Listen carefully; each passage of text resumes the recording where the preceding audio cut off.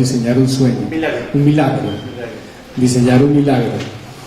En esta primera edición del Festival Latinoamericano de Cine de Onda tenemos en la tarde de hoy la última actividad en el Centro Cultural del Banco de la República, un espacio soñado que hemos querido también compartir con todos ustedes, un homenaje, también un reconocimiento a un grande del arte, de la cultura colombiana, latinoamericana y por supuesto también mundial, que es Jorge Ali Triana, a quien le damos la bienvenida y le agradecemos por estar aquí.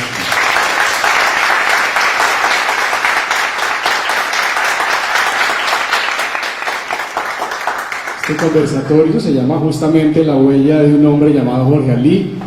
Va a estar acompañado Jorge Ali, nuestro director del festival, Víctor Gaviria, y va a moderar nuestro querido Mauricio Reina, ondano también por adopción, que queremos mucho que esté aquí, que viva también aquí, que ha sido realmente una gran ganancia para nuestro municipio tener a Mauricio también aquí. Así que bienvenidos y buenas tardes.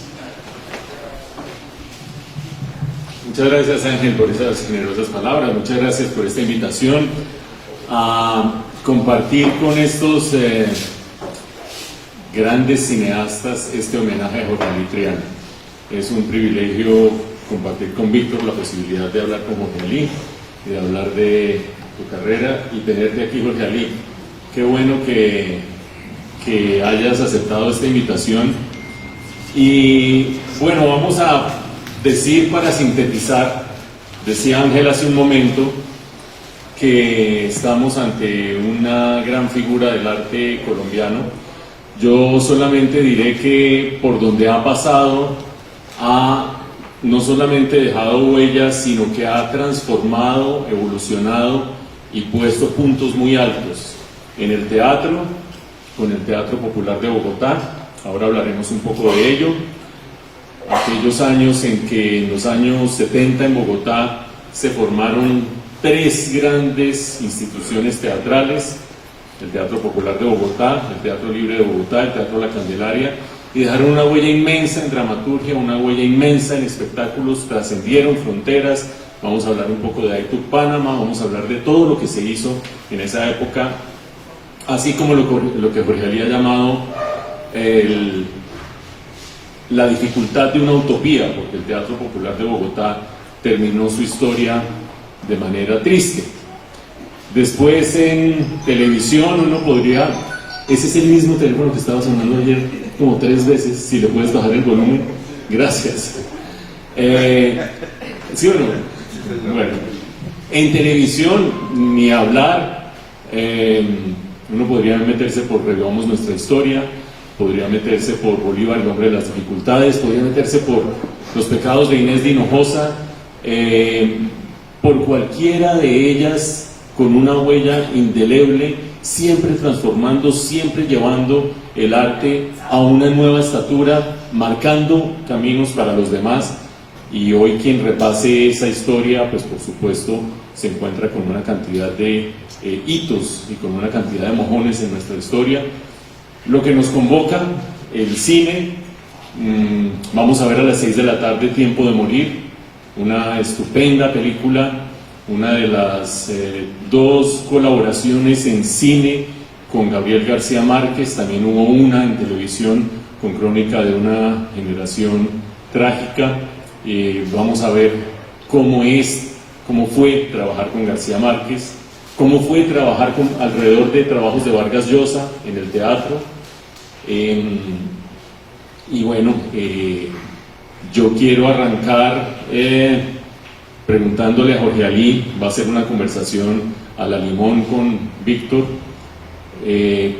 Cuando tú oyes todo esto y miras un poco hacia atrás, ¿qué piensas, Jorge Ali? ¿Qué sientes más que qué piensas? En primer lugar, que soy muy viejo. Entonces, por supuesto, he trabajado mucho, no he parado nunca. Y pues sí, por eso tengo una obra tan extensa, digamos, porque son muchos años trabajando. Te agradezco mucho la mirada, digamos, que lo ves positivamente. Estoy de acuerdo en un sentido, que siempre he tenido la suerte de enfrentarme a proyectos en los cuales era necesario innovar. Llegué en el momento histórico, he tenido suerte, digamos, en esa coincidencia de tiempos en que me ha tocado experimentar en los tres lenguajes, en el teatro, en la televisión y en el cine. Y pues le agradezco a la vida haber tenido esa oportunidad. Y de alguna manera, pues, un lenguaje influenciado en el otro. Yo digo que mi cine es teatral, ¿no? Es un cine teatral como mi teatro es un poco cinematográfico, ¿no? Que los lenguajes se han traspasado de uno a otro y se han retroalimentado. Me considero un hombre con suerte, ¿no?, de haber podido vivir, porque yo creo que nosotros los que trabajamos en este campo de la dramaturgia tenemos muchas vidas, porque cada universo que emprendemos hay que meterse en él, vivir la vida de los personajes, sentirla, transportarse uno como en una máquina de tiempo, una máquina de sucesos a esos universos.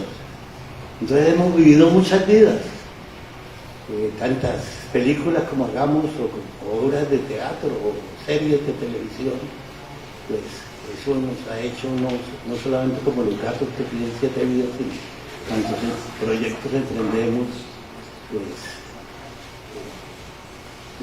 nos ha tocado comprometernos racionalmente y emocionalmente, sobre todo, con esas historias. Y le agradezco a la vida que haya podido vivir tantos acontecimientos y tantas historias de tanta gente. Víctor, cuando decidieron invitar a Jorge Ali, seguramente volvió a tu memoria el que cuando tú estabas empezando a hacer cine, ya llevábamos un rato viendo el trabajo de Jorge Ali. Tal vez no lo habías visto en teatro por estar tú en Medellín, pero ya estábamos empezando a ver sus trabajos magníficos en televisión, empezando por Revivamos Nuestra Historia. Ya vamos a ver un poco qué significa hacer historia en la ficción.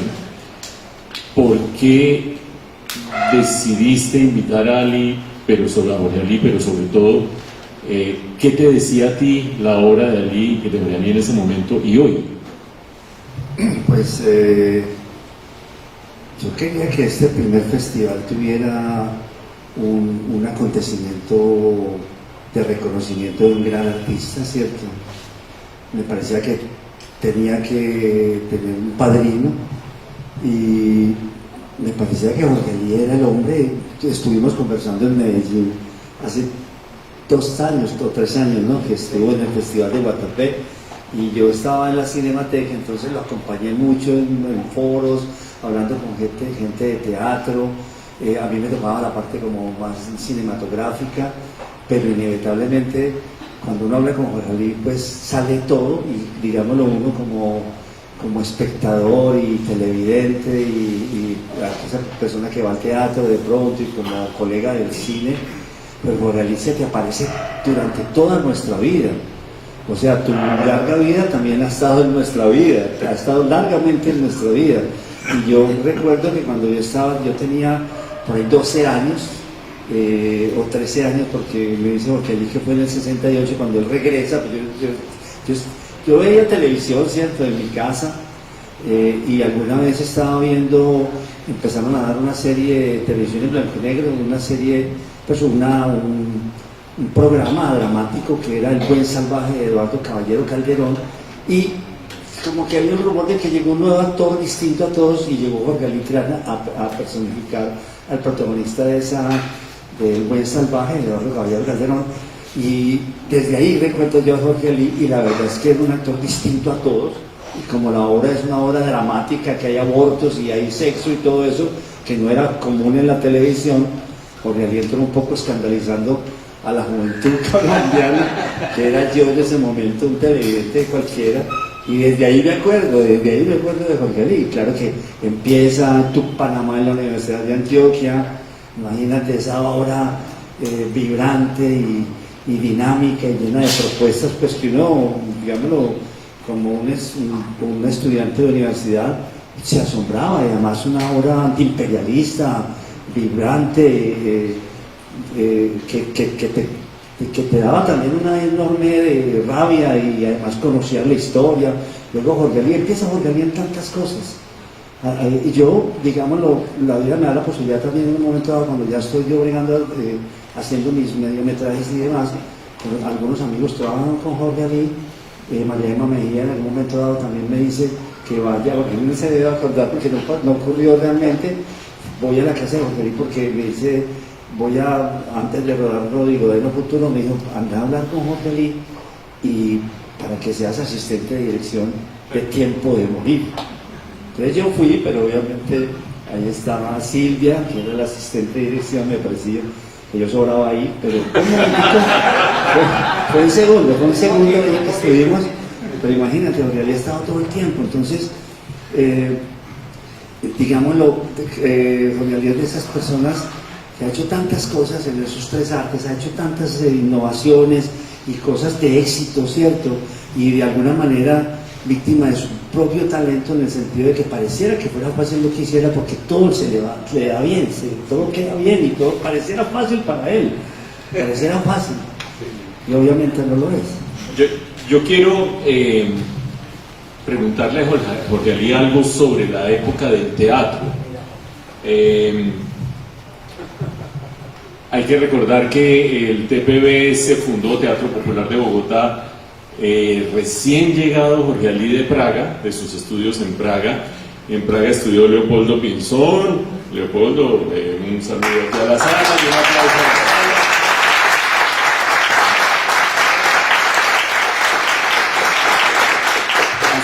Hacía parte de Leopoldo y Jorge Ali de la Legión Colombiana, que era amplia, ¿no? En Praga. Me sorprendió a mí, yo soy Jorge Ali economista, que tenías muchos amigos economistas también colombianos estudiando allá.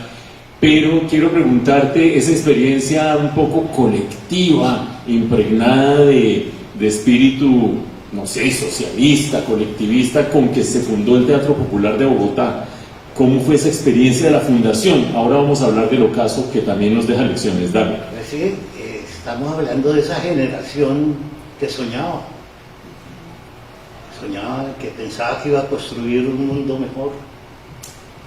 A mí me tocó una Checoslovaquia muy interesante, porque fue prácticamente el país donde se rompe por primera vez el estalinismo, cuando el gobierno de Dubček, y me toca esa Praga renacentista. Eso fue un renacimiento, un nacimiento en las artes. Es una década, por ejemplo, del cine checo, de Lensen, de Kitilova, de Chorn, de Kadar, ¿no?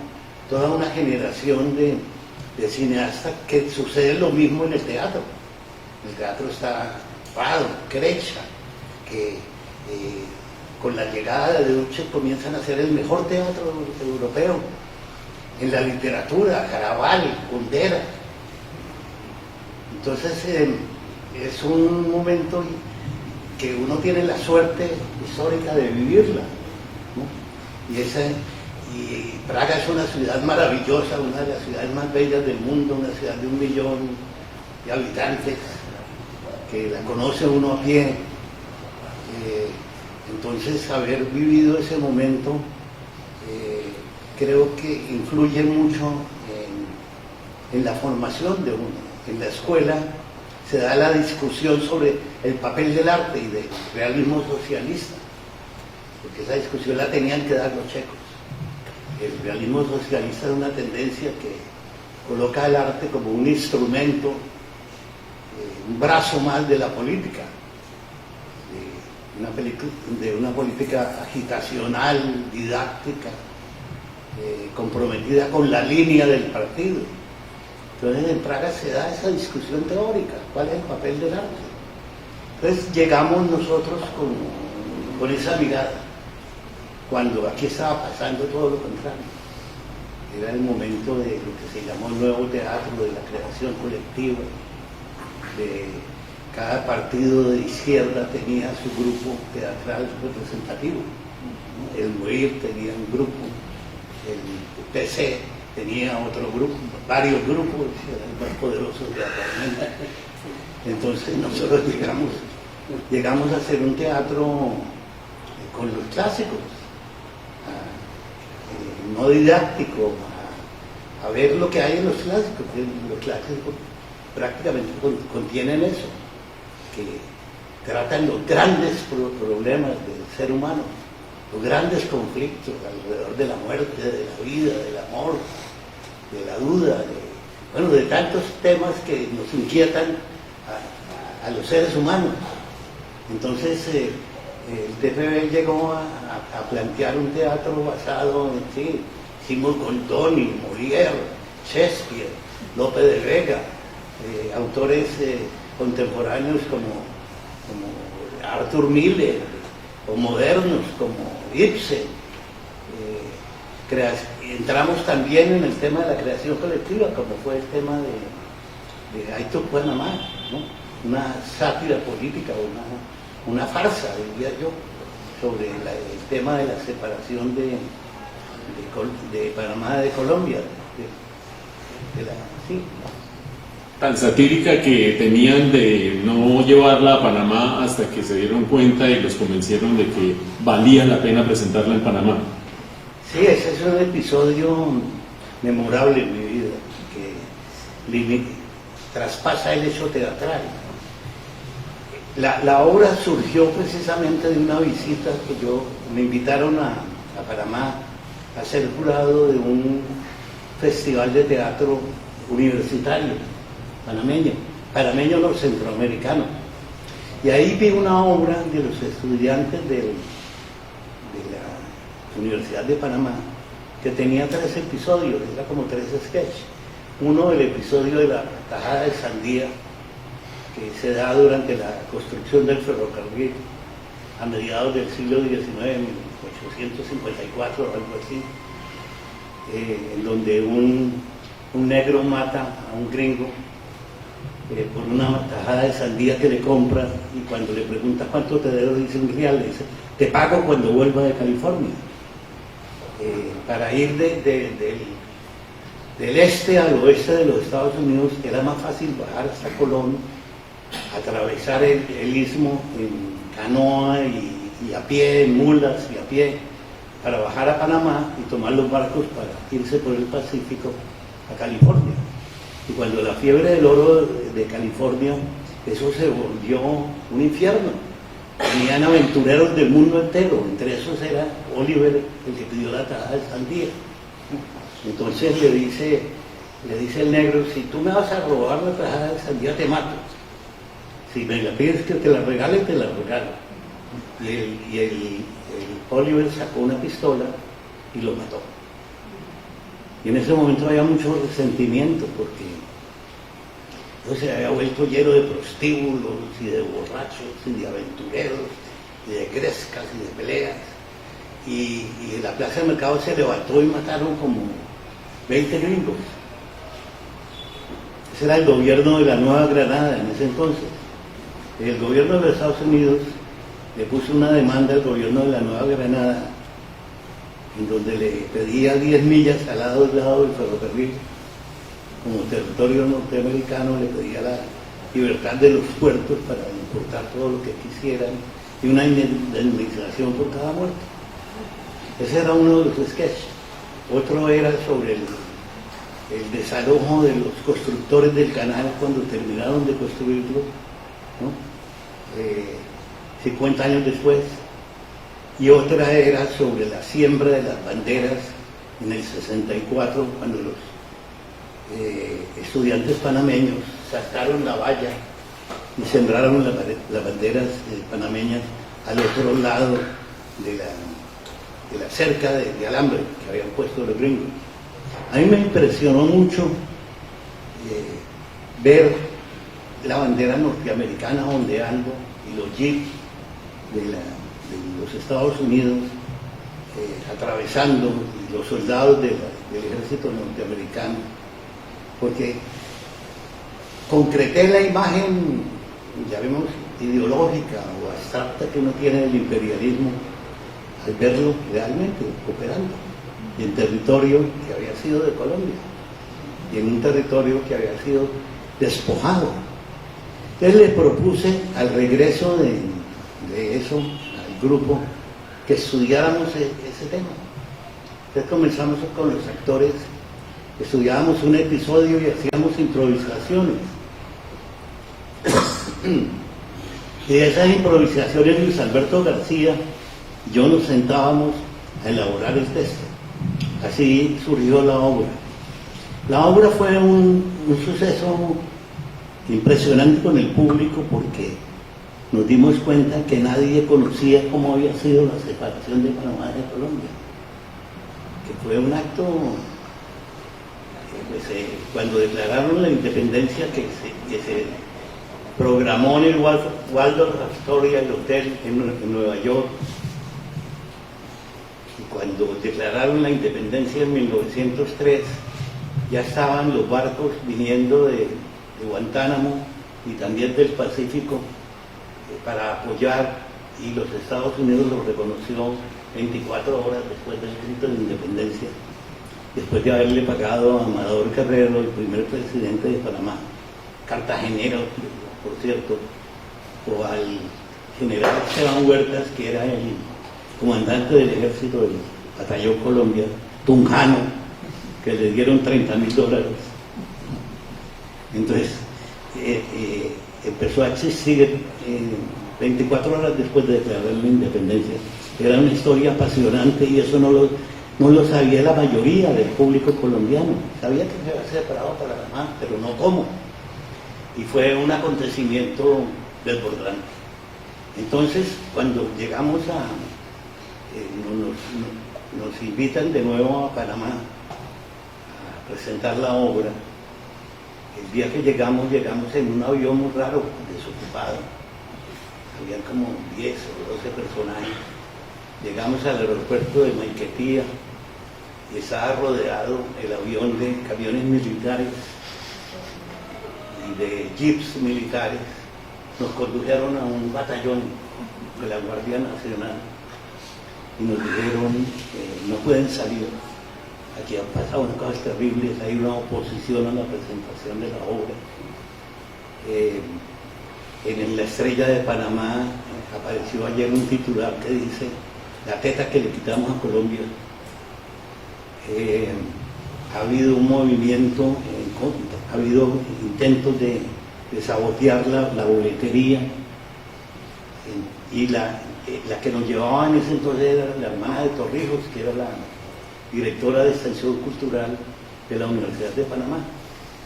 Entonces, el día de la presentación me llamó el ministro de Cultura, el ministro de Educación me mandó un carro para que fuera a su oficina. Digo, mira, esto se ha vuelto un lío tremendo. Yo te pido dos cosas.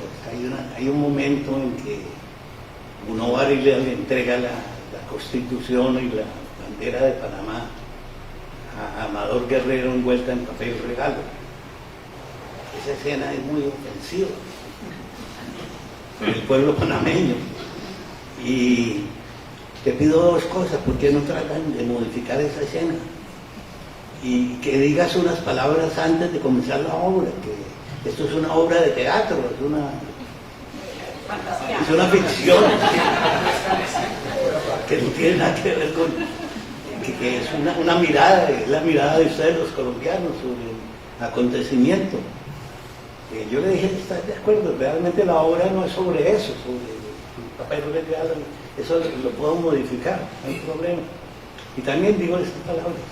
La verdad fue que comenzó la obra y es una farsa, que la gente se ríe mucho y nadie se reía, el teatro estaba lleno, pero estaba rodeado, teníamos cuerpos de bomberos, ambulancias, más agentes de seguridad en el escenario. y nadie se reía, eso parecía un cementerio. Y por ahí como a la media hora empezaron unas risitas. Cuando llegamos a la escena del Congreso de 1903, el Congreso de Colombia, en donde, ¿cómo se llama ese congresista? Miguel Antonio Caro duró discutiendo un mes si eran sesiones ordinarias o extraordinarias, o si eso era un convenio o un tratado. Duró un mes discutiendo eso y no entraron en tema. Entonces, ya cuando llegamos a esa escena del Congreso, la gente ya estaba suelta y las carcajadas estaban maravillosas. Además, hay un personaje, Pérez y Soto, que era el representante de Panamá en el Congreso, que fue el único que realmente dio un discurso antiimperialista, un tipo muy interesante, que después terminó como representante de Antioquia, Pérez y Soto. Un personaje que valdría la pena revisarlo en la historia, quién era, por qué. Entonces se rieron mucho, pero llegó el momento de 1903. Cuando llegó en 1903, una señora vestida de enfermera de la Cruz Roja, de vestidos grises, damas grises se llamaban, se levantó y en un tono patriotero dijo: "Panameños, os vais a dejar insultar, levantaos de esas sillas". Y entonces la mayoría del público empezó a callarlo. Y salieron una fila de damas grises. Salieron y llegó el episodio de la siembra de las banderas. Y de la siembra de las banderas, entre los muertos se levantaba Torrijos y decía el discurso que él dio en el Consejo de Seguridad de las Naciones Unidas, en donde hablaba de que un contrato a perpetuidad es una infamia, que eso no existe, ¿no? Y en ese momento vienen los panameños a sembrar las banderas y el público se levanta a gritar vivas a Colombia, vivas a Panamá, ¿no? Y se empiezan a subir al escenario, a abrazar a los actores. Eso fue, todavía me estremezco cuando vivo eso, porque eso nunca me había sucedido, ni nunca me volvió a suceder, ni nunca me sucedió. Y habían unos que levantaban en primera fila las muletas, que eran lisiados de esa tarde del 64. Fue un momento muy emotivo. Yo creo que de las cosas que recuerdo donde el hecho teatral o el hecho artístico es rebasado, ¿no?, por la relación suceso escénico y público. Vamos a hablar en un momento, Víctor, si quieres ir preparando esa transición del teatro a la televisión y las primeras cosas de televisión, pero tengo dos preguntas para Jorge Ali. Ahí tienes un vaso con agua. La primera es que uno no puede desaprovechar la oportunidad que tenga de sacar recomendaciones prácticas para la vida. ¿Qué hago para cultivar la memoria de esa manera, Jorge Ali?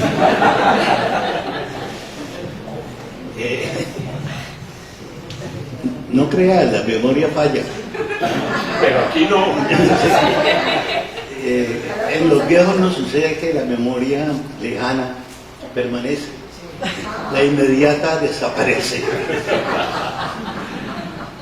La otra pregunta, antes de entrar a hablar un poco de Bolívar, el nombre de las dificultades, revivamos nuestra historia, pecados de Inés de Hinojosa y después llegar al cine.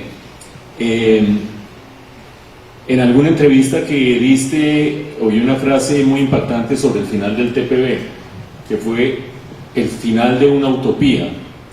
¿Por qué era una utopía hacer teatro con el TPB?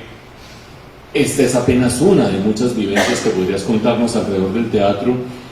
¿Y qué pasa cuando uno ve que el antiguo Teatro Odeón, el espacio físico, se convierte en el TPB y 3 décadas después desaparece nuevamente para hacer el Teatro Odeón? ¿Por qué utopía y qué pasó con ese final del teatro en Colombia? De ese teatro. Bueno, el TPB se llamaba Centro de Artes dramáticas y audiovisuales. Pues la utopía que teníamos era allí se creó el primer festival de cine de Alcantarilla, de cine independiente, ¿no? De cortometrajes, el festival de cuentería, la Cinemateca del TPB. Abarcaba un proyecto muy grande.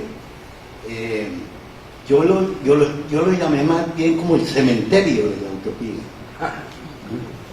Cementerio de la utopía. Un día descubrí que yo ya no pensaba en mis proyectos artísticos, sino pensaba en el dinero para mantener esa institución. Con qué pagar los porteros, con qué pagar las secretarias, con qué pagar la luz eléctrica, con qué pagar el teléfono, el sueldo de la gente que trabajaba ahí. Y tuve esas reflexiones. Yo no soy un empresario, no soy productor, yo lo que quiero es dirigir. Y tomé la dolorosa situación, pues habíamos remodelado el teatro, habíamos adquirido una deuda gigantesca que crecía mes tras mes. Yo ya no dormía y dije, no, yo lo que quiero es dirigir, quiero volver a lo que me gusta, lo que disfruto, lo que necesito, porque el arte es como una necesidad. Si uno no está haciendo eso, no respira, no duerme bien. Entonces decidí declararnos en quiebra después de 30 años de haber tenido esa institución abierta todos los días. Esa fue la razón, ¿no?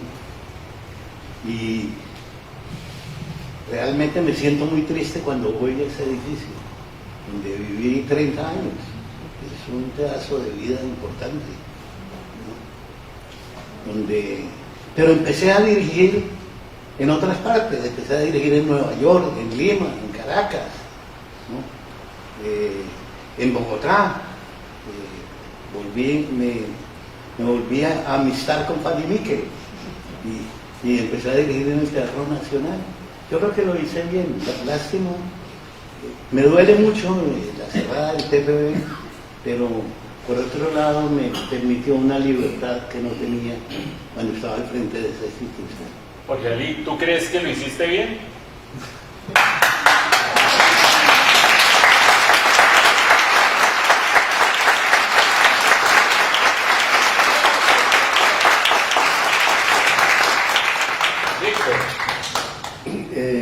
Tú, Panamá, te nos contabas hace 2 años allá en Medellín que te lanzó, digámoslo, a Revivamos Nuestra Historia. Que, digámoslo, Carlos Lleras, que tenía un grupo de una sociedad de amigos de Colombia, amigos del país. De amigos del país. Sí, y ahí estaba Jaime Saní Echeverri, ¿cierto? Y que ellos de pronto te escogen o te proponen de que se cree un espacio que se llama Revivamos Nuestra Historia, y tú entras, digámoslo, a una carrera larguísima de muchos años, de 8 años, te decías en ese momento, y te metes a hacer una cosa complicadísima. O sea, el hombre de las dificultades eres tú realmente. Y cuentas un poco esa transición a la televisión, a hacer esa televisión histórica y demás. Bueno, precisamente como tú lo has dicho, Víctor, nos invitó, creo que era Patricia Lara, que trabajaba con el expresidente Lleras Restrepo en la Sociedad de Amigos del País. Y dijo, el presidente Lleras Restrepo tiene ganas de ver la obra. No he oído hablar de la obra, ¿por qué no hacemos una función allá en la sede que queda ahí en la Candelaria, enfrente de la catedral, creo? Y fuimos a hacer la función, y eso estaba lleno de políticos, de historiadores, de personajes de la política y de la historia. Y hubo un foro después de la función que duró salimos como a las 2 de la mañana de la sociedad. Entonces, como a los 15 días me llamó Jaime Sanino Izquierdo a su oficina y me dijo, muy interesante eso, cómo la dramaturgia puede provocar un debate histórico de esa dimensión, cómo la gente respondió, ¿no? Y se nos ocurrió hacer un programa de televisión con la historia. ¿Por qué no encabezas el equipo y me ayudas a armar eso? ¿A quién se te ocurre como escritor? Yo le dije Carlos José Reyes, porque yo he trabajado mucho en dramaturgia con él. Entonces con Carlos José comenzamos a diseñar, creo que la primera cosa que hicimos fue una biografía de Córdoba, en blanco y negro todavía, con las cámaras aquellas que las casacas rojas cuando caminaban los soldados quedaban con una estela. Y si la cámara llegaba a ver un bombillo o ver una vela, se quedaba eso, había que esperar una hora para que desapareciera. Y eso fue el principio que hicimos primero lo de Córdoba y después vino Bolívar, el hombre de las dificultades, que fueron como 40 capítulos. Y pues no fue la primera vez, pero sí fue de las primeras veces que se sacaron las cámaras de los estudios, ¿no? Porque no se podía hacer la batalla de Boyacá pues en un estudio de la 24, ¿no? Y las cabalgatas de Bolívar que atravesó el continente como 3 o 4 veces, no se podían hacer en los estudios. Y eso fue una manera que yo creo que cambió las actuaciones. Los actores que teníamos en televisión provenían de la radio con unas voces muy impostadas, muy articuladas, ¿no?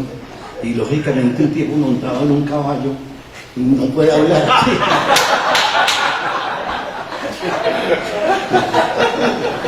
Entonces se comenzó a cambiar la manera de la actuación, ¿no? Todavía se ve, yo veo eso de Bolívar hoy en día y me da vergüenza. Los maquillajes, los vestuarios, las actuaciones, todo. Sí, es una historia muy reciente pero muy dolorosa.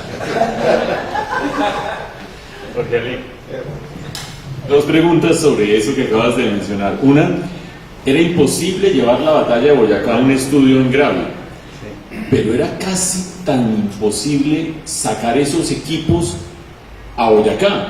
¿Cómo fue eso? Porque eso era, hablando de innovadores, de audaces, de experimentadores, ¿cómo era sacar unos equipos que estaban hechos prácticamente para un estudio a la intemperie? Bueno, ahí ya, en ese momento cuando llegamos a Bolívar, había una cámara que llevaba la cámara 3000, que era una cámara de ese tamaño, esto que la operaban los camarógrafos al hombro, ¿no? Eso era pesadísimo, ¿no? El cambio de camarógrafos, cada 15 días había que cambiar, porque salían averiados de hombro. En lugares. Sí. Había, la grabadora también era una grabadora con unos cassettes así de grandes, 2, y era un aparato así, pesadísimo también, que grababan solamente 3 minutos. 3 minutos, sí. 3 minutos había que cambiar los cassettes, ¿no? Pero ahí ya, esta cámara 3000 ya no dejaba la estela roja, pero sí, la vela encendida o un reflector sí quedaba la huella, sí.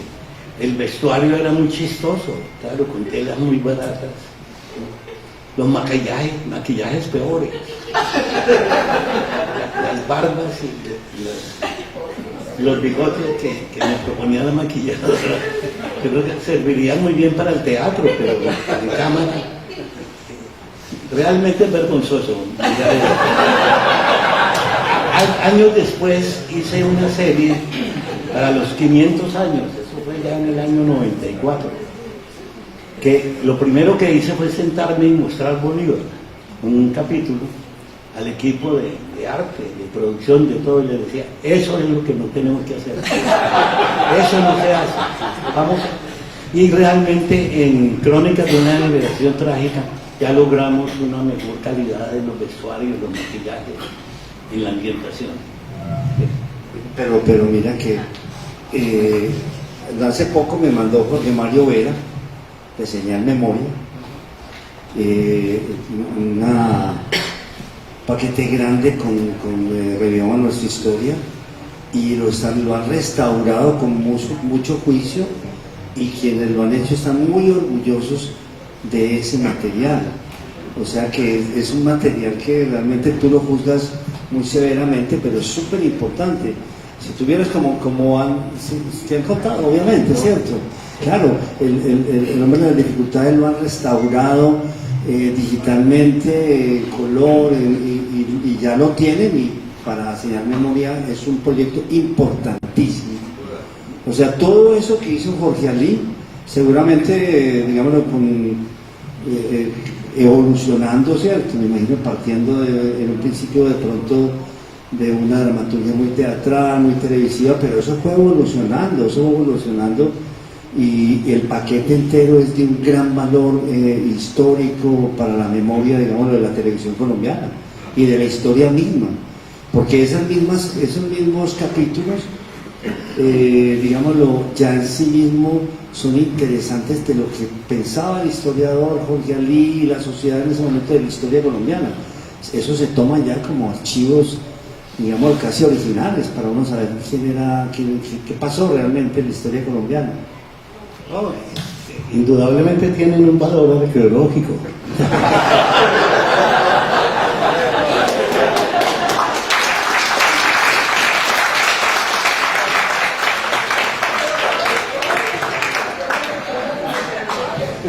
Pero yo te pregunto una cosa, de todas maneras, cuando comenzaste, a mí me sorprende mucho que tú, después de un éxito como el Tu Panamá, digámoslo, cambies tan fácil. Tú eres una persona que cambia muy fácil de proyecto, no te amarras, digámoslo, a un éxito, sino que saltas a otra cosa con facilidad, como si lo que importante en ti es crear, es retos nuevos, ¿cierto? Este reto de la televisión, ¿cómo lo viste? O sea, ¿te interesó? ¿Por qué no una lectura de la historia colombiana? Víctor, sobre todo teniendo en cuenta que en los 70s, y Jorge Ali me corrige, era mal visto pasar del teatro a la televisión. Era un sacrilegio. Entonces, ¿cómo fue eso? Bueno, yo comencé en la televisión de niño. Cuando tenía 13 años, tal vez, entré al grupo escénico infantil del profesor Julio Tello. Entonces yo empecé, primero fui a la televisión, después fui al teatro y después al cine. O sea que para mí la televisión era un lenguaje más o menos conocido, cercano. Y además tenía 4 hijos y era el único lugar donde se podría conseguir los pesos para mantenerlos. Sí. El único lugar donde pagaban, ¿no?, el oficio. Entonces, pero también me parecía interesante, no lo digo despectivamente ni peyorativamente, lo digo con mucho cariño. La televisión me dio a mí siempre sustento para poder hacer teatro y poder hacer cine. El cine me ha costado dinero de mi propio bolsillo. Creo que tú conoces bien eso.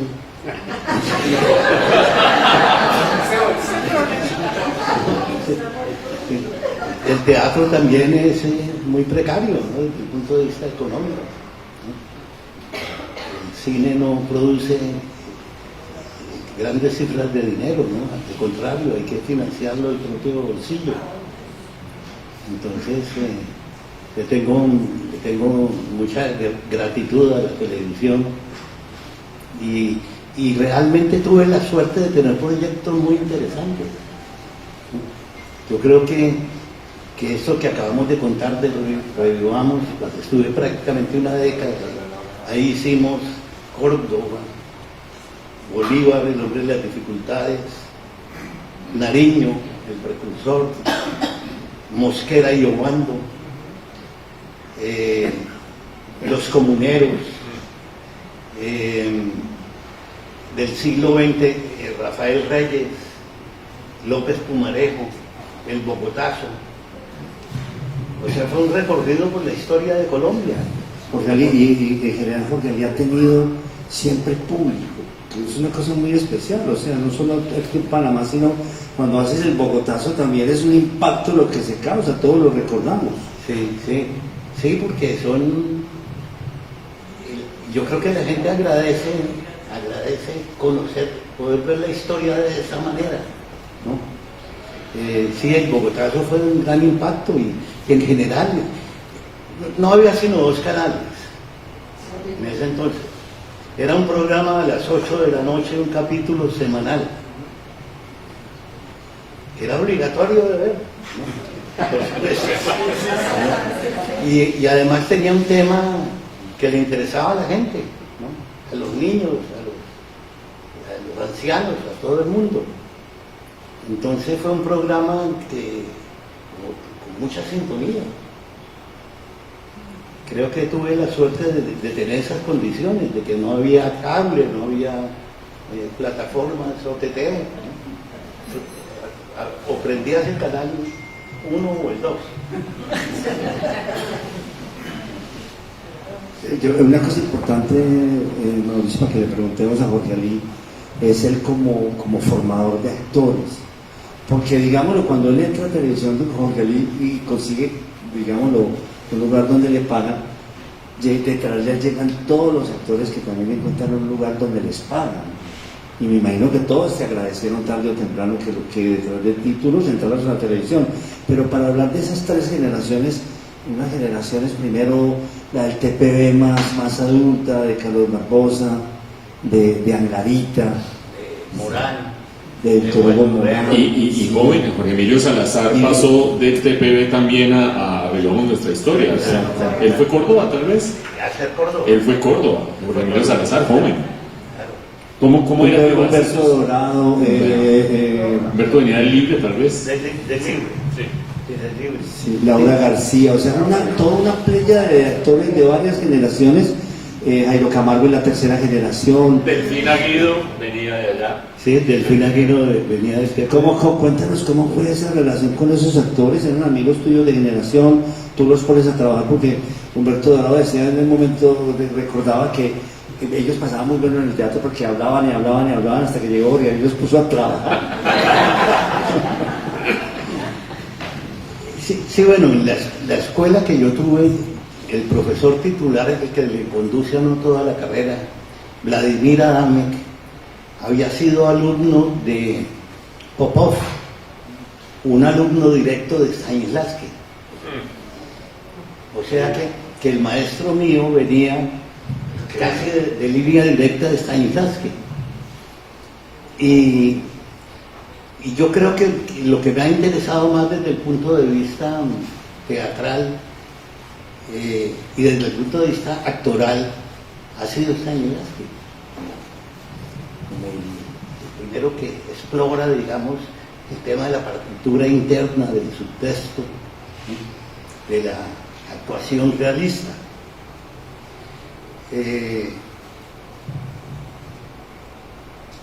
¿Pero qué quería decir? Es decir, la formación de esta generación que tú formas claro. a partir de este... A partir de eso. De eso, de Stanislavski, del concepto de Stanislavski. Yo recuerdo que yo con este maestro hice 2 libros de dirección. Los libros de dirección era preparar todo el montaje, ¿no? Y después hicimos unas escenas con los actores de la misma escuela. Preparar todo el montaje, el libro de dirección, el trabajo de mesa, de análisis del texto, ¿ah?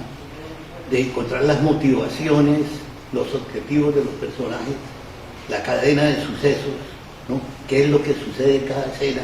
¿Cuál es el conflicto? ¿Cuál es el objetivo del personaje? Y en esa escuela me formé. Era la que yo le transmitía a los actores, que creo. Yo se lo pregunté una vez haciendo un stage en el Berliner Ensemble, el teatro de Brecht, en Berlín, que nos llevaron de la escuela nuestra de Praga, le pregunté a Edgar Schall, el actor estrella del Berliner Ensemble, el que hacía Arturo Uri, el que hacía Corleone, el que hacía los grandes personajes, le pregunté cuál es su método. Me dijo, el único. ¿Y cuál es el único? Me dijo, Stanislavski, en el teatro de Brecht, que hablaba mal, con su teatro épico hablaba mal del método stanislavskiano. Entonces, sí me dijo eso, yo quedé sorprendido. Y efectivamente me parece que, de lo que yo conozco del teatro, no sé si ha surgido alguna cosa, hay por supuesto diferentes maneras de hacer, de actuar, ¿no? Y diferentes escuelas, y diferentes métodos, y diferentes acercamientos. Cada director tiene una manera, y todos son válidos.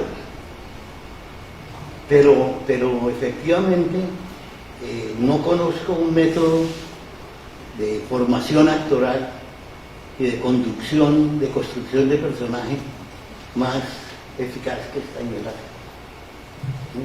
Porque era un tipo que conocía muy bien, él era actor,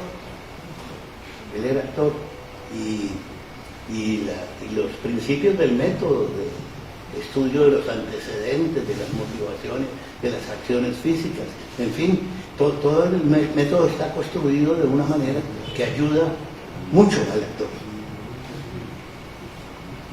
Digámoslo, en esa pequeña lección que nos acaba de dar, una pequeña lección maravillosa, ve uno el estilo tuyo. Yo no sé por qué cuando en la Cándida Heréndida, en todas esas obras de teatro, todas tan sustantivas, donde hablas de cadena de acontecimientos, son muy claras, o sea, tienen una presentación al espectador muy clara, no abstrusa ni nada, es muy clara tus cosas, ¿no?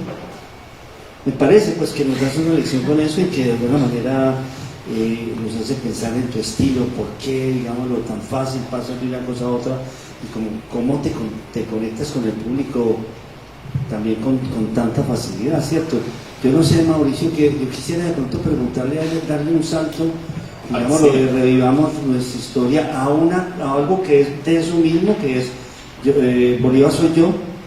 Sí, que de alguna manera surge de un personaje, que tú querías de pronto, Mauricio, hablar de eso, ¿cierto? Sí, hay me parece a mí, dos puertas de entrada al cine para hablar con Jorge Ali. Una, Tiempo de morir, por supuesto, si vamos cronológicamente, que la vamos a ver a las y debemos hablar de ella. Pero ya vamos a hablar de eso, pero me parece muy interesante lo que planteas, Víctor, en el sentido de que hay actores de actores, y hubo un inmenso actor, Pedro Montoya, Bolívar, el hombre de las dificultades, que constituye una puerta de entrada inverosímil al cine 20 y pico de años después, saltando a Bolívar soy yo. Danos 3 puntadas de qué pasó con Pedro Montoya, el protagonista de Bolívar, el hombre de las dificultades. ¿Qué sientes con lo que pasó con Pedro Montoya y cómo eso vuelve y surge en Bolívar soy yo, Jorge Ali? Bueno, con Pedro Montoya sucede una intoxicación de información. Él comienza a leer biografías y le sucede una cosa que uno agradece, ¿no? El meterse en el personaje, en identificarse con el personaje, en sentirlo, ¿no? En traspasar esa barrera de su propia realidad y empezar a pensar y a sentir como Bolívar. Y hay 2 elementos, no solamente ese, sino lo que sucede afuera, que empieza la gente a creer que él es Bolívar, lo empieza a tratar en la calle. El presidente Belisario Betancur lo sacó a giras políticas, decía su discurso y le preguntaba, ¿no es cierto, Libertador? Y él le contestaba, sí, Belisario.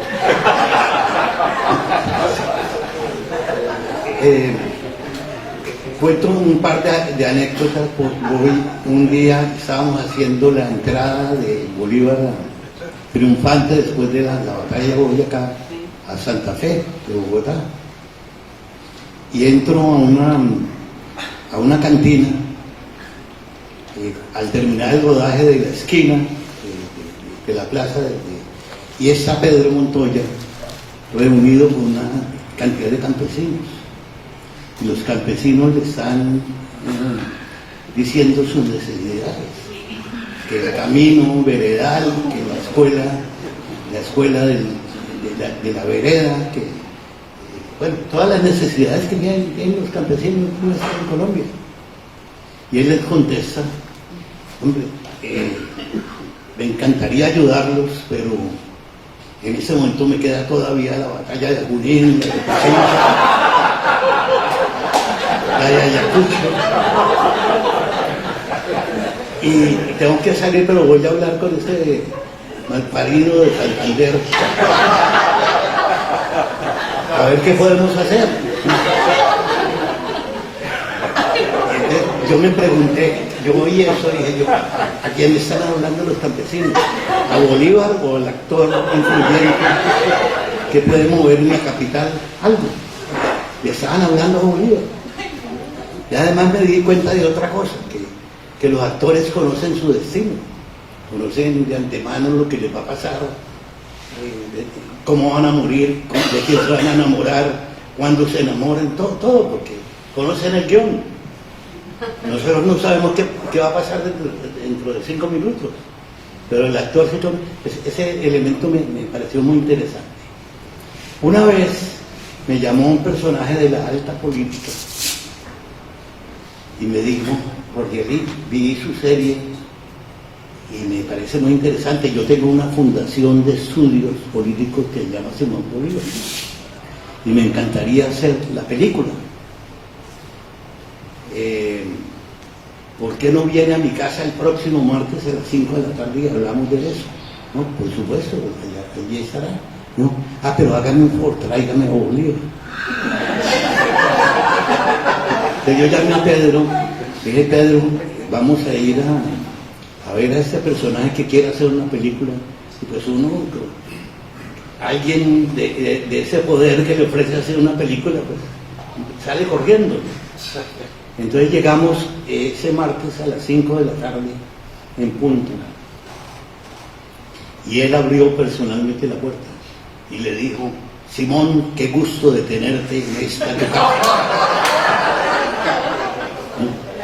Y entonces pasamos, me dijo: Jorge Ali, siéntate.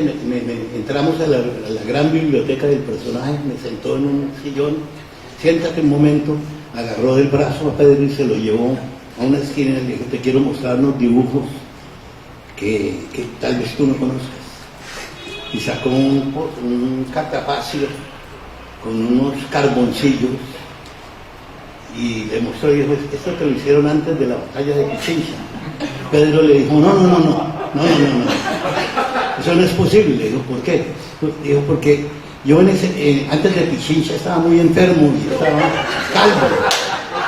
Aquí, esto es antes de Carabobo. Entonces, yo quedé aterrado y discutieron como 20 minutos sobre los dibujos, donde los habían hecho, ¿no? Y otras preguntas, y estaban hablando Bolívar y ese personaje, dos épocas juntas. Ese día se me ocurrió la película, ¿no? Que la hice 10 años después, por supuesto. Y entonces llega a los 20 minutos, entra el secretario y le dice: doctor no sé qué, por favor, tenemos que salir ya para la otra reunión. Se me acercó y me dijo: Jorge Ali, qué vergüenza, no alcanzamos a hablar de la película, pero yo te llamo, ¿no? Nunca me volvió a llamar. Entonces esa mezcla de la personificación o el apropiamiento efectivo de Pedro Montoya en el personaje, que empezó a discutir la historia. Cuando estábamos grabando aquí en Onda la despedida de Bolívar hacia Santa Marta, tomando champaña con el coronel Posada Gutiérrez, y llegamos al hotel Ondama. Estábamos hospedados ahí, y él nos invitó, él salió temprano del rodaje y nos invitó a una cena que había puesto una mesa como en té, se había puesto el uniforme de gala y nos dio un discurso bolivariano, con el lenguaje de Bolívar, que era muy explosivo y tenía un verbo muy rico, muy poderoso. Entonces nos dio un discurso de despedida. Ustedes mañana siguen por el río, yo moriré. Y dio un discurso yo dije, este tipo mañana que íbamos a hacer la cena de la muerte se nos muere. Entonces mandé cambiar de escena y dije, no, hagámoslo al final.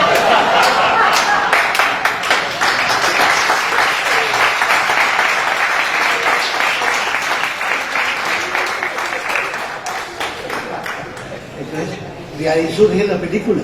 Ahí surge la película que me pareció apasionante, esa mezcla de realidad y ficción, y también la de la vida del actor, que el actor conoce su destino, ¿no? Y la película tiene como tema eso, que él quiere cambiar el guión, quiere hacer el camino al revés, no de Honda a Santa Marta, sino al revés, por el río, y quiere reescribir el guión para hacer el final del sueño bolivariano de la Gran Colombia. Ahí está una de las películas, Bolívar soy yo. Difícil lidiar con Pedro Montoya en esas condiciones, ¿no? No es solo lo anecdótico de cuando se graban las escenas, sino debe ser muy difícil tener a alguien en esas condiciones. Pero hablemos de la otra dimensión, Jorge Ali, Víctor, si les parece, importantísima del trabajo en cine. Hablemos de las colaboraciones con García Márquez y de las elaboraciones a partir de obras de García Márquez. A las 6 de la tarde vamos a ver Tiempo de Morir, también tenemos Edipo Alcalde, también se hizo en televisión la Crónicas de una generación trágica. ¿Cómo fue ese acercamiento con García Márquez, las conversaciones, el proceso creativo mismo? Bueno, en primer lugar tendría que decir que tuve la fortuna de no hacer ninguna adaptación de su obra literaria. Porque lo que sucede con las adaptaciones es que cada lector es un director. Cada lector se imagina el personaje, imagina la locación, imagina las acciones, todo. Cuando ve la película dice así, esa no es la novela que yo leí, porque cada uno de nosotros lo lee de una manera distinta. Entonces los dos guiones que yo hice de García Márquez fueron guiones escritos específicamente para cine. Tiempo de Morir no está basado en ningún cuento, en ninguna novela de él. Es un guion original que él hizo, que se filmó primero en México, lo hizo Arturo Ripstein en el año 65, y lo hizo como un western. Realmente tiene la estructura de western. Y Edipo Alcalde también es una idea de Gao muy vieja. Él dice en varios reportajes que leí que él la pensó en los años 50, estando estudiando cine en Cinecittà, y que a él le había impresionado, que hay dos obras literarias, él lo repite mucho, que le habían abierto a él la mirada, que era La Metamorfosis de Kafka y el Edipo de Sófocles. Que el Edipo de Sófocles es un investigador que viene a averiguar un crimen, y entre más avanza va descubriendo que el criminal es él, el propio detective, que eso le parecía una idea fantástica, y que él en los años 50 quería hacer ese Edipo en cine y dirigirlo él, para meter a un Edipo en el laberinto y el horror de la violencia de esos años, de la guerra liberal conservadora. Tiempo de Morir es, como casi toda su literatura, un poco basado en la historia de su abuelo Nicolás Márquez, el coronel qué tanta influencia tiene en su vida. Y que también tiene que ver con tiempo de morir. El coronel Nicolás Márquez tuvo en Barrancas, La Guajira, tuvo un duelo con un personaje al cual él mató y tuvo que huir de Barrancas a Aracataca, donde se estableció. Y en La Guajira los muertos se cobran a los 8 días del suceso, al mes o cada año. No se matan ni ancianos, ni mujeres, ni niños. Entonces él huyó a Aracataca y allí comenzó la vida y allí lo dejaron sus padres. Y prácticamente quien lo crió fue el abuelo y la abuela. Que está basado también, por ejemplo, algo que acabo de hacer en el teatro, es El coronel no tiene quien le crió, que tú lo viste en Medellín. Sí. También está basado en su abuelo que fue oficial liberal en la guerra de los 1000 días. Y en el pacto que hicieron en Wisconsin firmaron que a los oficiales del ejército liberal les darían una pensión que nunca llegó. Y está basado, El coronel no tiene quien le escriba, en la historia de su abuelo, como toda su obra. En la biografía de Azo Saldívar me gusta mucho porque es una biografía de los libros de Gao. Entonces yo tuve la suerte de hacer 2 películas.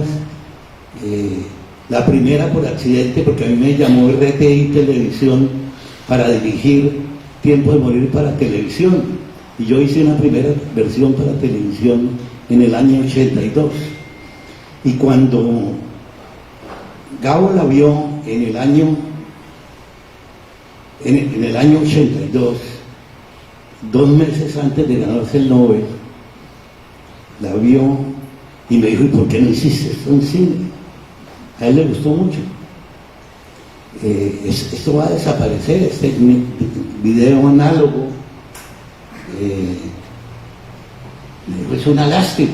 Le dije yo: pues hagámosla, lo repetimos. Esa es la historia de Tiempo de morir. A él le gustó mucho. Años después, como en el año 93 o 94, me llamó por teléfono. Yo le estaba leyendo a mi hija Verónica un monólogo de Electra, y llamó él. Yo no sabía que era él. Le dije a la persona que contestó: ya paso. Terminé de leer el monólogo y pasé. Me dijo: ¿estás leyendo Electra? Le dije: sí. Dijo: te llamo para lo mismo, pero con Edito. Acabo de terminar una propuesta de guión que está dividido como en 12 grandes unidades. Quiero que la leas. Es sobre el Edipo de Sófocles, pero inmerso en la guerra colombiana de hoy, con los paracos, con la guerrilla, con el ejército, con todo. Léela y me lo comentas. Te lo mando por un fax a Focine. Dile a María Emma que te lo pase mañana. Y así comenzó la historia de Edipo. Después llamó a una alumna de él, Estela Malagón, que desarrollamos juntos el guión. Y finalmente intervino Orlando Senna, el guionista brasilero, y volvió a las manos de él, que le dio el último toque, que le metió un caballo que hablaba, que espiaba, que nos complicó un poco. De pronto, Mauricio, para prepararnos para la función de ahora de Tiempo de morir, cuéntanos ¿qué rodaste aquí en Onda de la película? Sí, tal vez ustedes no saben, pero yo soy tolimense, ¿no? Sí. Mi padre y mi madre son tolimenses, mis abuelos, tatarabuelos, son de aquí del Tolima. Y cuando yo iba a rodar Tiempo de Morir, el río Magdalena ha sido como la calle principal del país, ¿no?, que conecta el Caribe con el interior, ¿no? Todos tenemos, hoy tuvimos un viaje maravilloso contigo, hermano, mil gracias por esa visita en el museo que hay aquí del río, ¿no?, maravilloso, ¿no? La historia de este país está allí en el río Magdalena. Y pues cuando yo leí Tiempo de Morir, me imaginaba los pueblos de mi infancia. Y la película está toda rodada aquí en el Tolima. Comienza en Ibagué, la salida del panóptico. Empata inmediatamente, voy a tratar de recordar los planos porque la vi hace poco. Baja por las escaleras de la plaza de mercado, y ahí toma una chiva que atraviesa el río yendo hacia Puerto Bogotá. Hay escenas en el cementerio, purificación. Entonces es un recorrido, está muy marcada por la región, por los recuerdos míos de infancia, ¿no? Yo viví los primeros 5 años en Ibagué. Después nos fuimos a Bogotá y volví adolescente ya a hacer 5º y 6º de bachillerato en el Colegio San Simón. Y por supuesto siempre veníamos de vacaciones a la casa del abuelo, ¿no?, de la familia de mi mamá, que tenían fincas aquí en el Tolima, y de la familia de mi papá, que vivía en Ibagué. O sea que mi conexión con la infancia y con la juventud es muy grande con el Tolima. Y hay escenas en Onda, hoy lo van a ver, cuando les grite, ¿eso es Onda? Aplaudimos todos.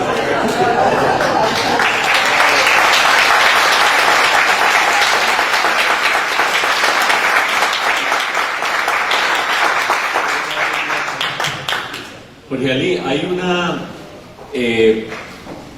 al volver a revisar toda tu obra, una pregunta que no puedo y no quiero dejar de hacer. Un lector y un espectador es alguien que valora la obra artística de cualquier gran artista, y nosotros somos humildes lectores de García Márquez y de otro monstruo que es Vargas Llosa.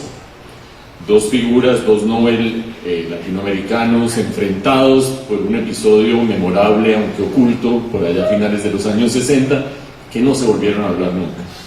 Pero un director ve la obra de una manera, que es narrador, ve la obra de una manera distinta. Tú has dirigido en teatro La fiesta del chivo de Vargas Llosa, Pantaleón y sus visitadoras de Vargas Llosa, has dirigido en cine Edipo Alcalde, Tiempo de Morir, en televisión Crónicas de una generación trágica. ¿Cómo son esos narradores desde los ojos de un director? También hice en el teatro La Cándida de Heréndira y Soledad Desalmada, Crónica de una muerte anunciada, y La fiesta, y El coronel no tiene que escribir, que es mi último montaje. Desarrollé una amistad con Gabo, más una relación profesional. Tuvimos una relación más de trabajo. Con Vargas Llosa es un personaje desde el punto de vista personal más agradable, ¿sí? Tuve una anécdota, estábamos en la Universidad Pública de Nueva York, que hicieron un foro sobre Trujillo, y lo invitaron a él, invitaron a unos historiadores dominicanos, un par de gringos, y me invitaron a mí porque yo tenía la fiesta del chivo montada en repertorio español en Nueva York. estábamos antes de entrar a un foro en la universidad, estábamos Vargas Llosa y yo comiéndonos un sándwich antes de entrar, que era a las 2 de la tarde. Y me dice él: Margarín, tú que eres cercano de Gamón, dime realmente cuál es su estado de salud. Pero lo dijo con un cariño, con una preocupación. Yo le dije: pues yo no sé mucho, pero lo último, yo le había preguntado a García Márquez, ¿cómo es tu estado de salud? Que se habla mucho de eso. Él me dijo: estoy condenado de ir a Los Ángeles cada 6 meses, es como una sentencia de muerte. Voy cada 6 meses a que me digan, llegó el final. En la única ciudad donde no puedo escribir una frase, pero que afortunadamente tengo a mis nietas. Entonces, la paso bien, pero eso es. Acabo de venir de allá y tengo que volver dentro de los 6 meses. Eso es un padecimiento que ya está incorporado en mi vida. Le conté eso a Vargas Llosa. Una típica contestación de la obra. Entonces, pero sentí como un cariño especial y una preocupación real, ¿no?, por la salud de García Márquez.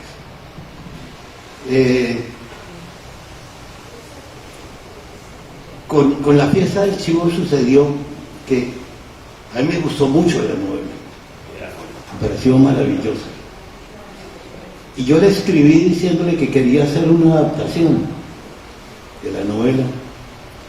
Y me contestó, porque él es muy gentil, es un hombre muy gentil, y me dijo: conozco su trabajo y todo, ¿por qué no monta cualquiera de las obras teatrales que yo he escrito? Yo he escrito mucho teatro, yo siempre quise ser escritor de teatro. Yo no le dije que no me gustaban, por supuesto. Pero le insistí y me dijo: mire, hágame un favor, mándeme una propuesta, adáptela, me la manda. Entonces efectivamente nos sentamos con mi hija Verónica y trabajamos como 8 meses en la adaptación y le mandamos la adaptación y le gustó, ¿no? Le gustó, dijo: sí, me parece muy bien, digo, la próxima vez los voy a escoger como editores de mis novelas, porque han hecho un resumen muy bueno. Bueno, estrenamos en Nueva York y Fernando de Cislo, el gran pintor peruano, fue a ver la obra y llamó a Vargas Llosa y le dijo: no te puedes perder esto, tienes que ver el montaje de Orellani en Nueva York. Y desde arriba llamó a Vargas Llosa y dijo: voy en 15 días, voy en un mes. Me llamaron del teatro: tiene que venir, que va a venir Vargas Llosa. Y ahí lo conocí, es un hombre muy amable, muy tratable. Cabo es más un pavo real. Con toda la razón, por supuesto.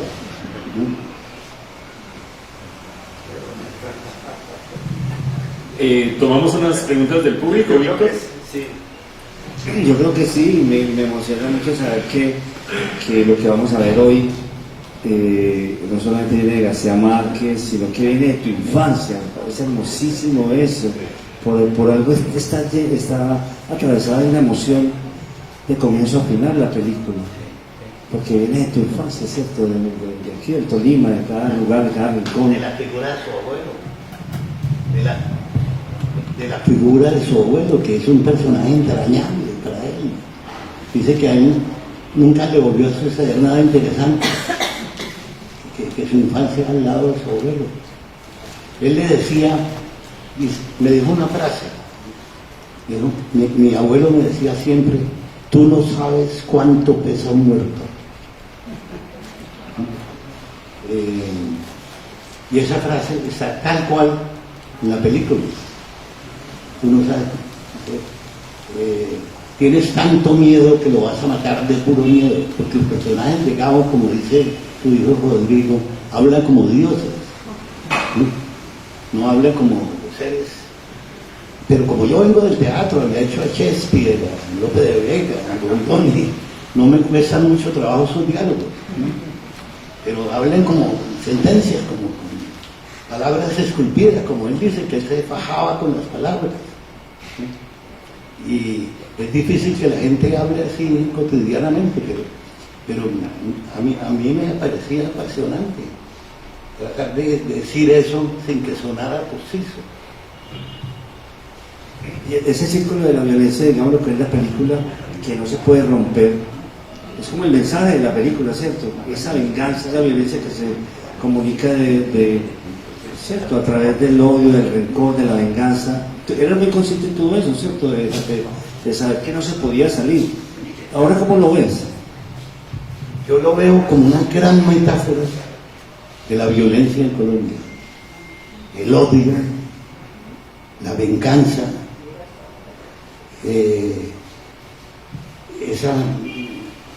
ese compromiso con el odio. Este es un país lleno de odio, de rencores. Eso es lo que ha generado tanto muerto en este país. Y es una gran metáfora. Ese hombre sale después de haber pagado 18 años de prisión y regresa a su pueblo y lo están esperando para matarlo. Como matan todos los guerrilleros de la FARC ahora, como matan dirigentes políticos. Entonces, ese tipo trata de resistir hasta el final. Y hay dos hermanos, uno enfermo de odio y de venganza y otro más tranquilo. Y el tranquilo termina... No cuento la película. No cuento la película. Mira que antes de terminar yo quisiera que saludáramos a un tolimense que vino a escucharte después de que García Márquez se nos fue. Creo que para mí es el gran escritor colombiano, el gran poeta, a William Ospina, que está acá, que nos ha enseñado a ver el país.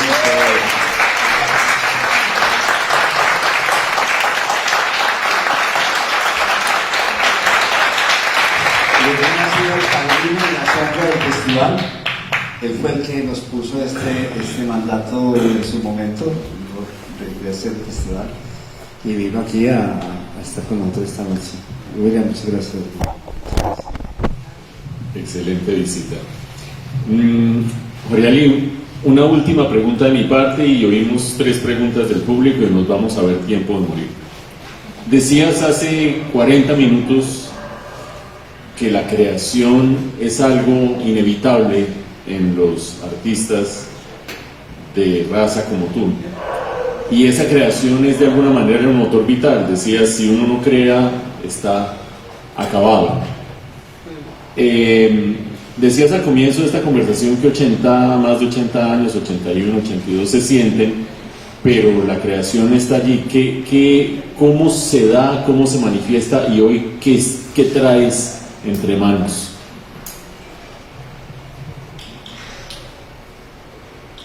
Televisión no quiero volver a hacer, está muy pesada. Son rodajes de lunes a sábado, de 12 horas por día. Esa es la industria, ¿no? Tengo en mente, estoy en ese momento escogiendo proyecto teatral. Tengo muchas ganas de hacer teatro. El coronel me pareció muy bonito lo que hice, ¿no es cierto? Hermoso, muy contemporáneo. Tenía un gran temor de que una historia tan triste como es la del coronel, no tiene quien escriba, no tuviera éxito en el público. Y fue muy satisfactorio que gente joven, mayor, intelectuales, gente popular, de todos los estratos, les encantó la obra. Quisiera seguir haciendo teatro, Por ahí tengo un proyecto de escribir una pieza de teatro. Maravilla. ¿Sí? Estoy trabajando con mis hijos en la empresa que tenemos, Dramas de producción. Vamos a hacer tenemos en este momento un contrato firmado con ViX, la plataforma de Univisión y Televisa, para hacer un remake de Las Sinuosas. ¿Hay actrices ya? Todavía pertenecen Al al secreto. campo del secreto. Sí. Es complicado porque reemplazar ese dúo de Amparo y Margarita pues es lo primero que va a pensar la gente. Así es. Pero estamos trabajando, yo sigo trabajando, estoy leyendo mucho, ¿no? Que es una pasión que siempre he tenido. Acabo de leer tu libro, William, de ¿cómo es que llama? Guayacán. ¿Ah? No. De Humboldt no lo pude conseguir, hombre. Guayacanal. Guayacanal, acabo de leer Guayacanal. Me recordó mucho mi infancia por allá en las montañas cerca de Cajamarca, donde pasé parte de mi infancia, cuando íbamos a Temperarte, Ibagué, a Tierra Fría. Bello libro. Bueno. Muy bien, hay un par de preguntas del público y si no, nos preparamos para ir a ver Tiempo de Morir, no sin antes darle un inmenso aplauso a Jorge Luis.